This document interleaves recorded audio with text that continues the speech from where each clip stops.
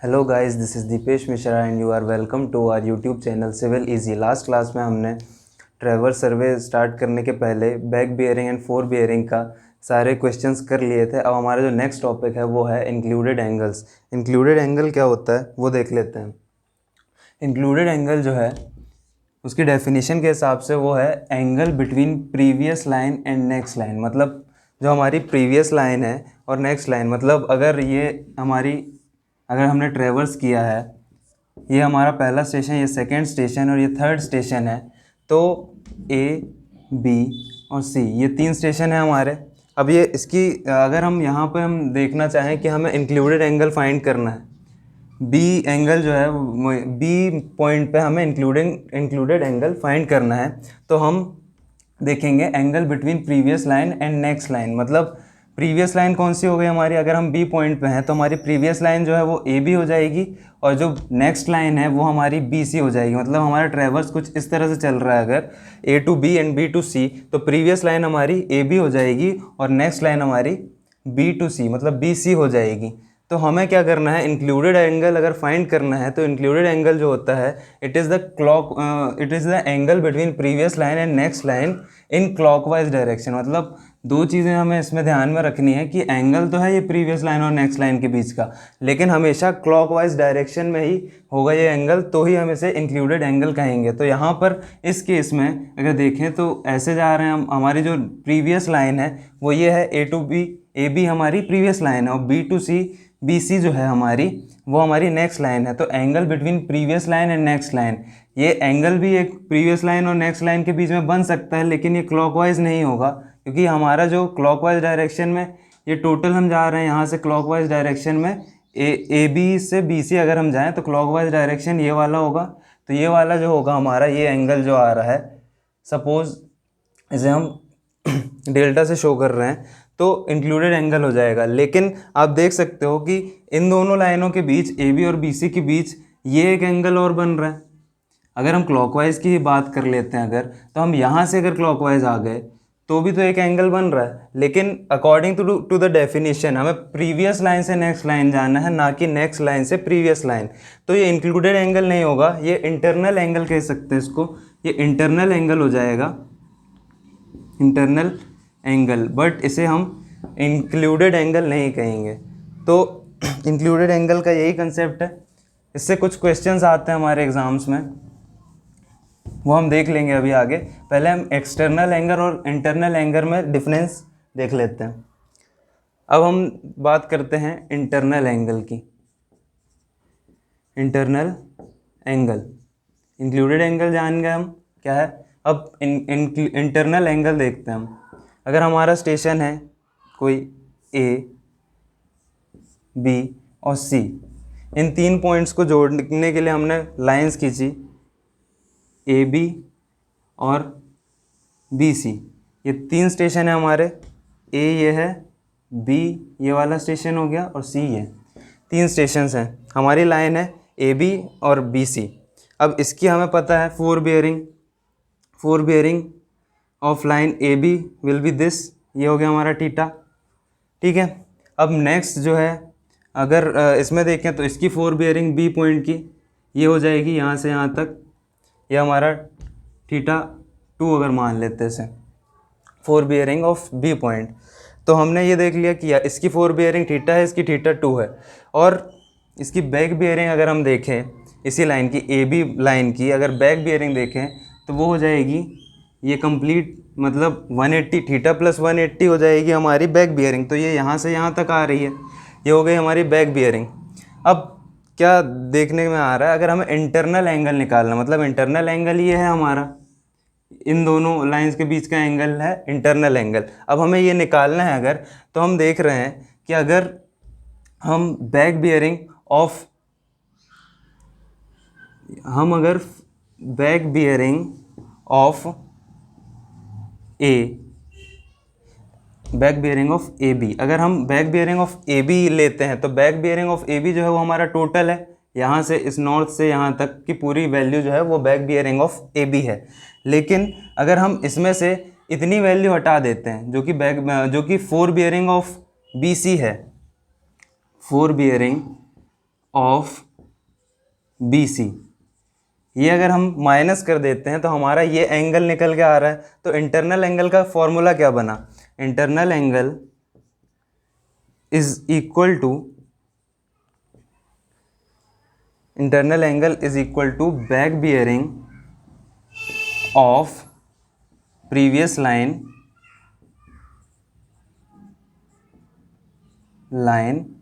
Minus fore bearing of next line. ये हमारा formula बन गया। इंटरनल एंगल का अगर कोई भी क्वेश्चन आता है तो हम इस तरह से सॉल्व करेंगे। अगर हमें किन्हीं दो लाइंस के बीच में इंटरनल एंगल निकालना है तो उनकी बैक बियरिंग या फोर बियरिंग अगर गिवन रहेगी तो हम उसे इजीली फाइंड आउट कर पाएंगे। अब नेक्स्ट हम देखते हैं, ये तो हो गया हमारा इंटरनल एंगल, इंक्लूडेड एंगल हमने देख लिया। नेक्स्ट हम देखते हैं एक्सटर्नल एंगल क्या होता है। तो हम 3 स्टेशन यहाँ पे भी ले लेते हैं। इस बार कुछ इस तरह से अगर हम ज्वाइन कर देते हैं इसे, ये हमारा ए स्टेशन है, ये बी स्टेशन है और ये सी है। तो ये हमारी लाइन ए बी हो गई, ये बी सी हो गई। तो अब यहाँ पे हम देख रहे हैं कि ये है हमारी फोर बियरिंग हो गई है पॉइंट ए पे fore bearing A B line की। नेक्स्ट हम देख लेते हैं,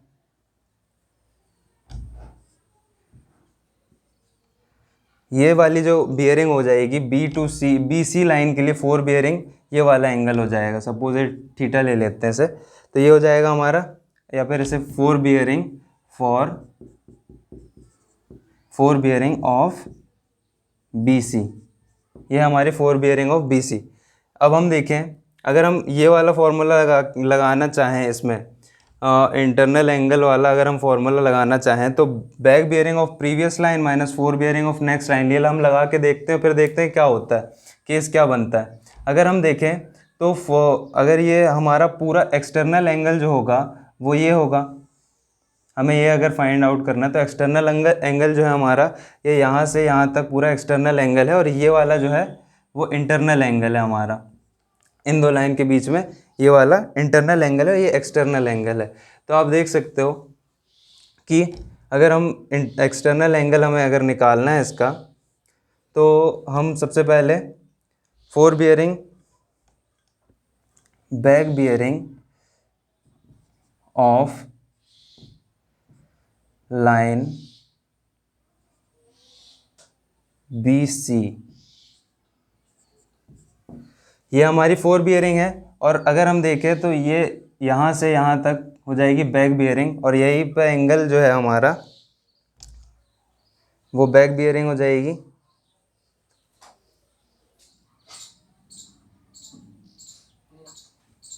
back bearing of line A B जो है हमारी, वो हम देख लेते हैं। यहाँ पे अगर fore bearing of line A B ये है, तो हमारा ये जो एंगल है टोटल, ये हमारा यहाँ से यहाँ तक का टोटल जो एंगल है वो हो जाएगा back bearing of A B.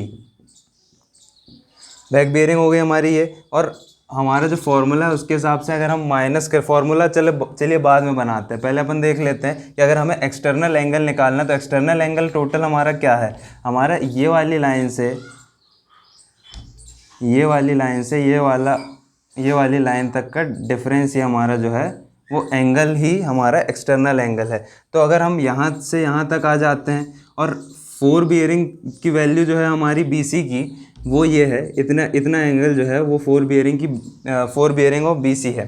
तो अगर हम इस टोटल में से ये fore bearing of B C minus कर देते हैं तो हमारा जो एक्सटीरियर एंगल है वो निकल के आ जाए, क्योंकि ये तो टोटल है, उसमें से इतना अगर माइनस हो जाए तो वो पूरा मिलाकर हमारा एक्सटीरियर एंगल हो जाता है। तो यहाँ पर जो फॉर्मूला बन रहा है back bearing of line A B minus fore bearing of line B C, ये बन गया हमारा फॉर्मूला। किसके लिए? एक्सटर्नल एंगल के लिए, एक्सटर्नल एंगल। तो सेम ही हो गया जैसा कि इंटरनल एंगल में देखा था कि back bearing of previous line, मतलब back bearing of line A B line जो है हमारी वो प्रीवियस लाइन है, और fore bearing of line B C minus मतलब difference of back bearing of previous line and fore bearing of next line is known as external और internal angle. वो depend करेगा अलग अलग कंडीशंस पे कि क्या एंगल हमारा आएगा, वो इंटरनल होगा या एक्सटर्नल होगा। अब इंक्लूडेड एंगल और इंटरनल एंगल और एक्सटर्नल एंगल से रिलेटेड कुछ क्वेश्चंस कर लेते हैं। फर्स्टली ये देखते हैं, if the fore bearing of a line A B is 35 degree and that of the line B C is 15 degree then the included angle between the lines is. इसमें question पूछ रहा है हमारा कि इंक्लूडेड एंगल पूछ रहा है कि नहीं, दो लाइन की वैल्यूज़ दी हुई है, मतलब ए बी की वैल्यू दी है फोर बियरिंग की और बी सी की वैल्यू दी हुई है फोर बियरिंग की 15 डिग्री। तो हम इसका डायग्राम बना लेते हैं कि ये कैसा होगा। अब fore bearing of a line A B, मतलब ये अगर हमारा स्टेशन है ए और बी है दूसरा स्टेशन, तो ए बी की फोर बियरिंग जो 35 डिग्री, 35 डिग्री मतलब नॉर्थ से हम 35 अगर जा रहे हैं तो कुछ इतनी यहाँ से इतनी, ये जो है ये 35 है, ये गिवन है 35। अब ये हमारा ए पॉइंट है। अब बी पॉइंट जो है उसकी फोर बियरिंग जो है, सपोज़ हमारा जो बी पॉइंट है वो यहाँ पर है, बी पॉइंट ये है हमारा, तो इसकी जो फोर बियरिंग गिवन है वो है 15 डिग्रीज। तो वो नॉर्थ से 15 डिग्री कुछ इस तरह से डिफ्लेक्ट हो जाएगी। ये जो एंगल है हमारा ये हो गया हमारा 15 डिग्रीज, 15 डिग्री हो गया ये हमारा एंगल। नेक्स्ट अब हमें क्या करना है, हमें निकालना है इंक्लूडेड एंगल। अब इंक्लूडेड एंगल क्या है इन दोनों के बीच में, angle in clockwise direction between previous line and next line, ये होता है। तो हमारा जो इंक्लूडेड एंगल है वो ये होगा। अब ये हमें अगर फाइंड आउट करना है 35 डिग्री, ये हमें गिवन है। अगर अल्टरनेट एंगल की प्रॉपर्टी हम लगा लेते हैं तो ये हमारा 35 हो जाएगा। 35 यहाँ पे गिवन है, इसका अल्टरनेट एंगल ये वाला है, तो इतना जो है वो 35 हो जाएगा। और ये टोटल एक क्वाड्रेंट में कितने डिग्रीज होते हैं, 90 डिग्री का एक क्वाड्रेंट होता है, तो 90 माइनस 35 अगर हम कर लेते हैं तो यहाँ पर हो जाएगा ये जो एंगल जो बच रहा है यहाँ पे वो हो जाएगा 55 डिग्री। तो ये हो गया 55, ये हमारे पास 15 डिग्रीज दिया हुआ है और ये वाला क्वाड्रेंट तो पूरा आ रहा है, तो ये 90 हो जाएगा। तो अगर हम इंक्लूडेड एंगल निकाल रहे हैं तो इंक्लूडेड एंगल जो हमारा होगा वो होगा 55 degrees plus 90 degrees plus 15 degrees, तो ये हमारा निकल के आ जाएगा 160 degree is the included angle between these two given lines. ये हो गया हमारे इस क्वेश्चन का आंसर 160 डिग्रीज। नेक्स्ट हमारा जो क्वेश्चन है वो है the bearing of line A B and B C are 146 degree and 68 degree 30 minute respectively, the included angle A B C. अब ये क्वेश्चन जो है फिर से हमें डायग्राम से करना पड़ेगा। तो सबसे पहले देख लेते हैं कि ए बी जो हमारी लाइन है उसकी बियरिंग क्या है। बियरिंग गिवन है, ये हमारी ए पॉइंट अगर हो गया ये, तो हमारी जो बियरिंग गिवन है वो 146 है। 146 है मतलब यहाँ तक 90 हो जाता है, नॉर्थ से यहाँ तक आने पे 90 हो जाता है। इसके बाद हम थोड़ा और आगे जाएंगे तो ये कुछ इस तरह से बनेगी लाइन। ये यहाँ पे इतनी अगर लाइन हम बनाएं 146 डिग्री तो ऐसा कुछ बनेगा, शेप ऐसा कुछ आएगा, लेकिन करेक्ट नहीं है ये हम स्केल से अलग बात है, लेकिन ऐसे में हम ऐसे देख लेते हैं सिर्फ नॉर्मली। तो सेकेंड है हमारा जो बी पॉइंट है उसकी क्या बियरिंग दी हुई है, उसकी बियरिंग दी हुई है 68 डिग्रीज एंड 30 मिनट। अब 68 डिग्री तो 90 से कम है तो वो इसी क्वाड्रेंट में आ जाएगा, तो यहाँ से नॉर्थ से 68 डिग्री समथिंग ऐसा कुछ चला जाएगा, ये कोई वैल्यू आ जाएगी। ये हमारा बी स्टेशन है। अब हमें क्या निकालना है, हमें इंक्लूडेड एंगल निकालना है। तो प्रीवियस लाइन और ये, तो हमारा इंक्लूडेड एंगल ये हो जाएगा। अब प्रीवियस लाइन ए बी है और नेक्स्ट लाइन बी सी है, ठीक है। तो अब हमें क्या करना है, हमें गिवन क्या है, हमें 146, हमें ये गिवन है, ये हमारा 68 डिग्रीज और 30 मिनट्स है। 68 डिग्री 30 मिनट हमें ये वाला एंगल गिवन है। और नेक्स्ट हमें क्या पता है, ये वाला जो एंगल है वो है 146 डिग्रीज एंड 30 मिनट्स। अब ये तो हमें पता है कि 146 डिग्री 30 मिनट्स है, लेकिन हमें ये नहीं पता है, मतलब हमें निकालना क्या है, हमें कुछ ना कुछ करके जैसे तैसे प्लस माइनस करके हमें ये वाला एंगल चाहिए। तो हमें इतनी वैल्यू से तो काम नहीं होने वाला। अब यहाँ पे हम देखेंगे कि यहाँ तक तो हम आ गए, अगर एक क्वाड्रेंट में 90 डिग्रीज होता है तो उसके अलावा ये जो एंगल है वो हो जाएगा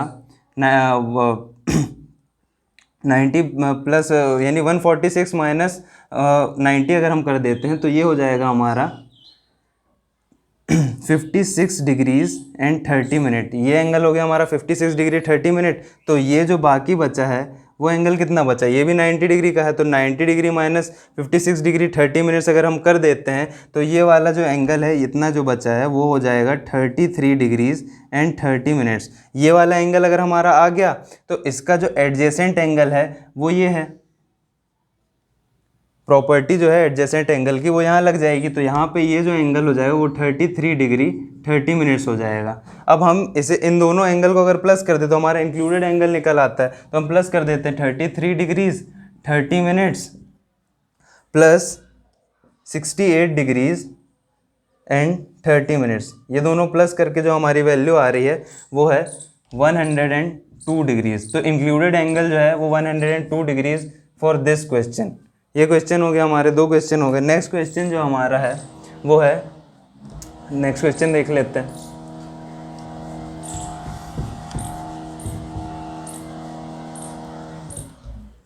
नेक्स्ट क्वेश्चन हमारा गिवन है, if the bearing A B of a line is A B line is north 40 degree west, bearing of B C south 70 degree east, then the value of triangle angle A B C. मतलब अब हमें फिर से इस वाले question के हिसाब से एक और बार डायग्राम बनाना पड़ेगा। तो इसमें बियरिंग ए बी की जो है वो नॉर्थ 40 डिग्री वेस्ट, अगर हमारा पॉइंट ए है कोई, ये है ए, इसकी बियरिंग जो दी हुई है 4 बियरिंग वो दी हुई है नॉर्थ 40 डिग्री वेस्ट, मतलब ये हमारा नॉर्थ है, ये वेस्ट है। अब इससे 40 डिग्री मतलब इस नॉर्थ से 40 डिग्री अगर हम जाते हैं तो समथिंग ऐसे आ जाएगी लाइन हमारी, ये हमारा 40 डिग्रीज है, गिवन है क्वेश्चन में 40 डिग्रीज। और ये जो हमारा बी पॉइंट है, बी पॉइंट है ये। अब बी पॉइंट के लिए भी हमारे पास बियरिंग गिवन है, बी पॉइंट की बियरिंग हमें गिवन है जो कि है साउथ 70 डिग्री ईस्ट। अब इस वाली जो बी पॉइंट है उसके हिसाब से हमें देखना है साउथ 70 डिग्री ईस्ट, साउथ इसके लिए ये है। अब यहाँ से हम 70 डिग्री जब जाएंगे तो ये 40 है, तो यहाँ पे जो एंगल जो बन रहा होगा एडजेसेंट एंगल के कारण ये इतना जो है वो होगा 40 डिग्रीज, एडजेसेंट एंगल के कारण ये भी 40 हो जाएगा। तो अब हमारा जो है वो 70 गिवन है हमें, साउथ 70 डिग्री ईस्ट। तो हमारी जो बी सी लाइन कोई भी अगर बन रही है तो वो कुछ इस तरह से चली जाएगी, ये समझ लीजिए सी है, तो ये जो एंगल है वो है 70 डिग्रीज का। ये टोटल जो एंगल है साउथ से बी सी लाइन के लिए वो है 70 डिग्रीज का। अब हमें क्या निकालना है, हमें बोला है क्वेश्चन में हमें निकालना है एंगल ए बी सी। तो एंगल ए बी सी के लिए हमें देखना है कि क्या ए पॉइंट ये है, बी पॉइंट ये है और सी पॉइंट ये है। अब इन दोनों लाइंस के बीच का जो एंगल है वो निकालना है। हमें ये पता चल गया ये टोटल 70 है और एडजेसेंट एंगल की प्रॉपर्टी से ये पता चल गया कि इतना जो है वो 40 है। तो हमें जो ए बी सी निकालना है वो होगा इन दोनों का डिफरेंस, मतलब 70 माइनस 40 अगर हम कर देते हैं तो हमें निकल आएगा एंगल ए बी सी, तो वो हो जाएगा 30 डिग्रीज। ये है आंसर इस वाले क्वेश्चन का। होप आप लोग को समझ में आया होगा ये क्वेश्चन भी। तो अब नेक्स्ट टॉपिक जो हमारा है वो ये है कि हमने कंपास सर्वे में कंपास ही मेन है, तो कितने टाइप के 2 टाइप के कंपास पढ़े थे हमने, तो उनकी कुछ डिटेल्स और उनमें जो डिफरेंस है वो देख लेते हैं हम लोग। फर्स्टली अगर हम प्रिज्मेटिक कंपास देखें तो प्रिज्मेटिक कंपास में जो मैग्नेटिक नीडल है, मैग्नेटिक नीडल वो है ब्रॉड टाइप की। मैग्नेटिक नीडल जो है उसकी ब्रॉड रहती है, मतलब एक स्ट्रिप टाइप की लगी रहती है, एक पूरा रिंग रहता है सर्कुलर, उसके बीच में एक स्ट्रिप लगी रहती है, वो ब्रॉड होती है। और इन दिस मतलब सर्वेयर कंपास में अगर देखा जाए तो एज बार टाइप, मतलब ये जो नीडल है वो नीडल टाइप की, मतलब सर्कल यानी सेंटर में ये ब्रॉड होगी, लेकिन जब पास में जाएंगे हम ग्रेजुएशन जहाँ पर लिखी हुई होती हैं वहाँ पर ये नीडल टाइप की, मतलब पॉइंटिंग टाइप की होगी, तो एज बार टाइप कहते हैं इसे। ये डायरेक्ट क्वेश्चन आए हुए हैं तो इसलिए इस लैंग्वेज में आता है क्वेश्चन कि एज बार टाइप की होती है या ब्रॉड टाइप की होती है needle, magnetic needle is in prismatic compass and surveyor compass. Next जो हमारा पॉइंट है वो है क्या, लीस्ट काउंट। अब लीस्ट काउंट जो है हमारी वो 30 मिनट है प्रिज्मेटिक कंपास के लिए, और least count of surveyor compass is 15 minute. तो आप देख सकते हो कि ये ज़्यादा प्रिसाइज है। सर्वेयर कंपास जो है वो अगर हम एंगल मेजर कर रहे हैं तो ज़्यादा प्रिसीजन के साथ हम मेजर कर सकते हैं, और इसमें 30 मिनट तक जाएंगे, और इसका जो प्रिसीजन है वो 15 मिनट है, मतलब ज़्यादा एक्यूरेट वैल्यू हमें सर्वेयर कंपास देगा। नेक्स्ट है हमारा graduated circle is attached with the needle not with the box. अब आपने अगर कभी सर्वे किया होगा कॉलेज में, प्रैक्टिकल वगैरह में किया होगा सर्वे, तो आपने देखा होगा प्रिज्मेटिक कंपास जो होता है उसकी जो मैग्नेटिक नीडल होती है वो अलग से हमें नहीं दिखती। मैग्नेटिक नीडल जो है वो ग्रेजुएशन रिंग जो होती है हमारी प्रिज्मेटिक कंपास में एक रिंग होती है जिसमें ग्रेजुएशंस बने हुए होते हैं, और वो जो रिंग होती है वो बॉक्स के साथ अटैच्ड नहीं होती। वो रिंग जो अटैच्ड होती है वो मैग्नेटिक नीडल के साथ अटैच्ड होती है, तो बॉक्स के साथ अटैच नहीं होती। ये है इस पॉइंट का मतलब कि जो मैग्नेटिक ग्रेजुएशन वाली जो रिंग है मैग्नेटिक कंपास में, प्रिज्मेटिक कंपास में, वो नीडल के साथ अटैच्ड होती है, ना कि बॉक्स के साथ। मतलब बॉक्स के साथ मूव नहीं करेगा। अगर हम बॉक्स को रोटेट करेंगे तो वो नीडल जो है वो रोटेट नहीं होगी, और नीडल नहीं रोटेट हो रही है मतलब हमारी जो ग्रेजुएटेड रिंग है वो भी रोटेट नहीं होगी। और अगर सर्वेयर कंपास की बात की जाए तो graduated circle and is not attached with the needle but with the box. अब इसमें जो ग्रेजुएटेड सर्कल है वो साइड से बॉक्स से अटैच्ड रहता है, और जो हमारी मैग्नेटिक नीडल है वो रोटेट करती है। अगर तो हमें एंगल मेजर करने में एंगल मेजर कर पाते हैं हम, क्योंकि हमारी जो मैग्नेटिक नीडल है वो रोटेट कर रही है, और जो बॉक्स के साथ इसकी ग्रेजुएटेड जो सर्कल है किनारे पूरा अटैच्ड होता है, तो उसके कारण ये जो ग्रेजुएटेड सर्कल है वो बॉक्स के साथ रोटेट करता है और मैग्नेटिक नीडल नहीं रोटेट करती है। नेक्स्ट हमारा जो है वो है graduated circle and needle doesn't move with the box. मतलब अगर प्रिज्मेटिक कंपास में मैंने अभी बताया कि अगर हम बॉक्स को रोटेट कर रहे हैं तो हमारी जो मैग्नेटिक नीडल और ग्रेजुएटेड सर्कल है वो रोटेट नहीं होंगे। और अगर हम सर्वेयर कंपास की बात करते हैं तो वहाँ पे graduated circle and needle rotate with the box, मतलब ग्रेजुएटेड सर्कल जो है वो बॉक्स के साथ रोटेट करेगा। ये हो गया इस पॉइंट का मतलब। नेक्स्ट हमारा graduation is in WCB that is 0 degree to 360 degree. मतलब ग्रेजुएशन जो इसमें है प्रिज्मेटिक कंपास हमने देखा तो उसमें जो ग्रेजुएशंस हैं वो होंगे WCB, मतलब होल सर्कल बियरिंग सिस्टम में होंगे, जो कि होती है 0 डिग्री टू 360 डिग्री के बीच का एंगल नॉर्थ से हम मेजर करते हैं क्लॉकवाइज। लेकिन अगर हम सर्वेयर कंपास की बात करें तो graduation are in reduce bearing और क्वाड्रेंटल बियरिंग सिस्टम। अब क्वाड्रेंटल बियरिंग और रिड्यूस बियरिंग समझाई है लास्ट वाले लेक्चर में, तो उसमें क्या होता है, उसमें 0 टू 90 डिग्री बस होता है, लेकिन हम नॉर्थ या साउथ इन दोनों को रेफरेंस मान लेते हैं, या तो नॉर्थ को रेफरेंस मानते हैं या तो साउथ को रेफरेंस मानते हैं, जो भी पास में हो उस एंगल के। तो नेक्स्ट हमारा जो है prism is always kept at I when. मतलब हमारी जो हम रीडिंग जो हम देखते हैं तो आई वेन जो होती है सबसे पास में होती है, जिसके थ्रू हम देख रहे हैं वो होती है आई वेन। तो प्रिज्म जो है वो हमेशा आई वेन के पास रहता है। और सर्वेयर कंपास की अगर बात की जाए तो हम डायरेक्टली ऐसे मतलब अगर हमारा ये अगर सर्वेयर कंपास है तो ऐसे झांक कर देखना पड़ता है हमें, उसके लिए कोई आई वेन नहीं प्रोवाइडेड होती। तो prism is not provided in surveyor compass. Prismatic compass में prism is provided as eye when.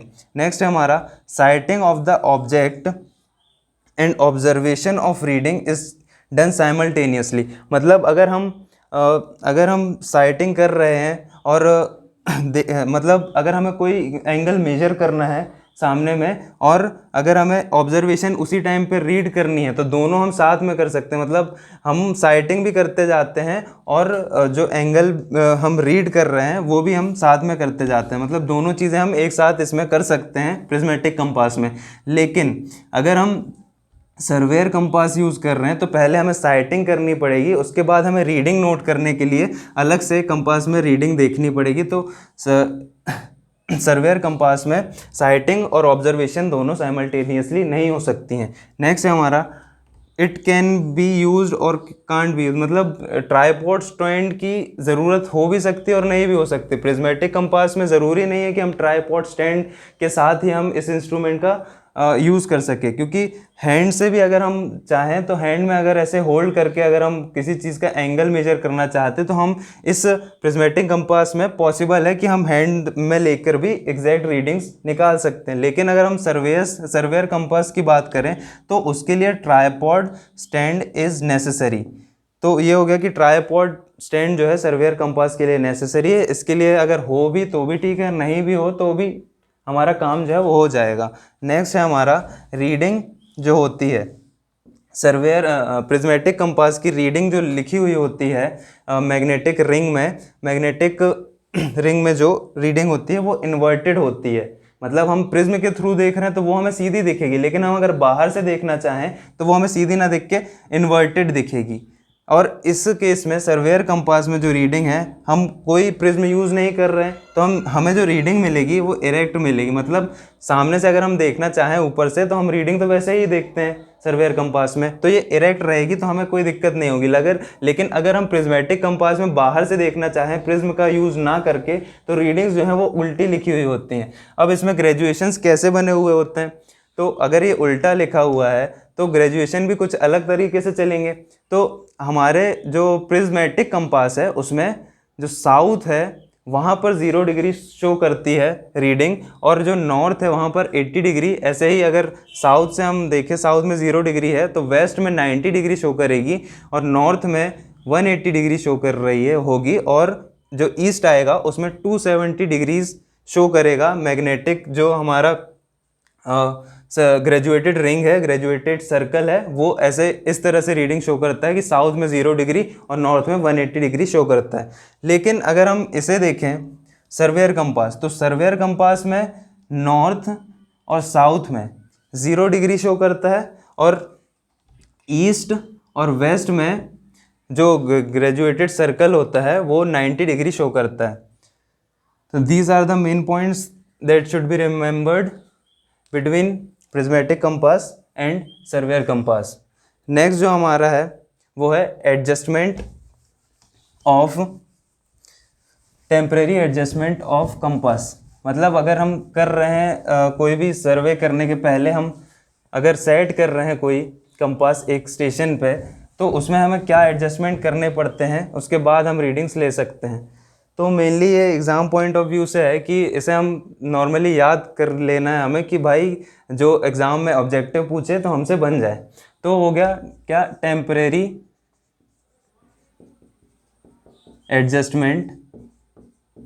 Adjustments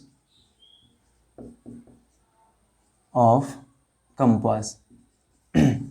अगर हम किसी स्टेशन पर कंपास सेट कर रहे हैं तो सबसे पहले हमें, और उसका सीक्वेंस आता है एग्जाम में, कई बार क्वेश्चन जो आता है वो सीक्वेंस से आता है कि क्या करेक्ट सीक्वेंस है, उसमें जमाना पड़ता है। तो फर्स्टली अगर हम देखें तो सबसे पहले होता है सेंटरिंग। सबसे पहले हमें सेंटरिंग करनी होती है, सेंटरिंग। नेक्स्ट जो ऑपरेशन है हमारा वो है लेवलिंग ऑफ कंपास। और नेक्स्ट जो ऑपरेशन एट द लास्ट, अगर प्रिज्मेटिक, पहले अगर देखें टेम्परेरी एडजस्टमेंट फॉर, अगर सर्वेयर कंपास की बस बात की जाए तो सर्वेयर कंपास में ये 2 एडजस्टमेंट बस करने पड़ते हैं। हमें सेंटरिंग करनी पड़ती है, मतलब जो पॉइंट है उसे ग्राउंड में ट्रांसफ़र कर रहे हैं, और लेवलिंग जो है ट्राइपॉड स्टैंड के थ्रू हम एक लेवल में ला रहे हैं कंपास को, ताकि बबल ट्यूब जो है वो सेंटर में आ जाए। तो सर्वेयर कंपास के लिए ये 2 एडजस्टमेंट्स हैं। सर्वेयर कंपास के लिए ये 2 एडजस्टमेंट है, टेम्परेरी एडजस्टमेंट, जो कि सर्वेयर कंपास में यूज़ करते हैं। लेकिन अगर हम बात करें प्रिज्मेटिक कंपास, तो तीसरा एक और एडजस्टमेंट आता है प्रिज्मेटिक कंपास में, वो है फोकसिंग ऑफ प्रिज्म। मतलब हमारा जो प्रिज्मेटिक कंपास है उसमें जो प्रिज्म लगा है उसको ठीक से, अगर उसमें अगर हमें धुंधला दिखाई दे रहा है तो फोकसिंग करनी पड़ेगी उसकी, और फोकसिंग करने को ही हम फोकसिंग ऑफ प्रिज्म कहते हैं। तो ये तीनों एडजस्टमेंट जो हैं वो प्रिज्मेटिक कंपास के लिए हम यूज़ करते हैं, prismatic compass, before taking any reading. Hope इस वाली क्लास में जो भी हमने कंसेप्ट बताए हैं और जो भी क्वेश्चन किए कराए हैं वो आपको समझ में आ गए होंगे, और ना समझ में आए हों अगर, तो कमेंट सेक्शन में आप कमेंट कर सकते हैं। We will solve it, and हो सकता है क्लास में ही मैं करा दूं या कमेंट में ही आंसर जो है वो आपको सेंड कर दूं। तो that's all for today's lecture. In the next lecture we will study about traversing, and thank you. Please like, share and subscribe this video.